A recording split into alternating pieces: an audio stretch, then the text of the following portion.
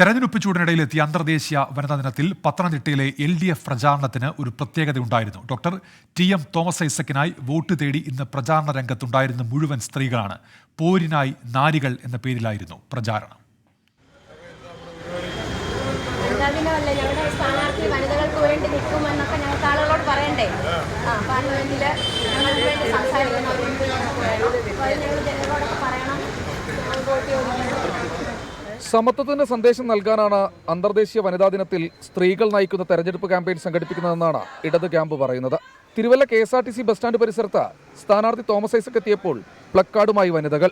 ഞങ്ങൾ സ്ത്രീകൾക്ക് വേണ്ടി അദ്ദേഹം നിലകൊണ്ട അദ്ദേഹത്തിന്റെ നിലപാടുകളെ കുറിച്ചാണ് പറയുന്നത്. കേരളത്തിലെ ലോകശ്രദ്ധ ആകർഷിച്ച കുടുംബശ്രീയുടെ 25ാം വാർഷികമാണ് നമ്മളിപ്പോൾ ആഘോഷിച്ചത്. അതിന്റെ പിന്നിൽ പ്രവർത്തിച്ച അന്നത്തെ ചെയർമാൻ എന്ന നിലയിൽ പാർലമെന്റിൽ സ്ത്രീകൾക്ക് വേണ്ടി സംസാരിക്കുന്ന ഒരു MP. ഇവിടെയും കേന്ദ്ര സർക്കാരിനെതിരായ വിമർശനം തുടർന്നു സ്ഥാനാർത്ഥി TM തോമസ് ഐസക്. കേന്ദ്ര സർക്കാരിന്റെ വനിതാ സംവരണ ബിൽ തട്ടിപ്പെന്ന് വിമർശനം. മോഡി അധികാരത്തിൽ വരുമ്പോൾ ഇന്ത്യക്ക് 117ാം സ്ഥാനം വരുന്നു. ഇപ്പോൾ ഇന്ത്യക്ക് 140ാം സ്ഥാനവും. ലോക എക്കണോമിക് ഫോറം അവർ ജെൻഡർ അകലത്തിൻ്റെ സൂചികയുണ്ട്. മോഡി വരുമ്പോൾ ഇന്ത്യ 120ാം സ്ഥാനം വരും. ഇപ്പോൾ 135ാം സ്ഥാനമാണ്.